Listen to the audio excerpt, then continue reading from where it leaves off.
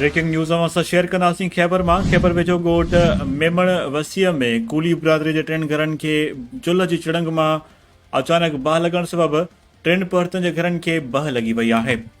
Breaking news असां share कयूं पिया। अली हैदर मल्हा जी रिपोर्ट मूजिबि मुतासिर खुले आसमान हेठि वेठल इंतज़ामिया 2 कलाक गुज़रण बावजूद बि न पहुची सघी आहे।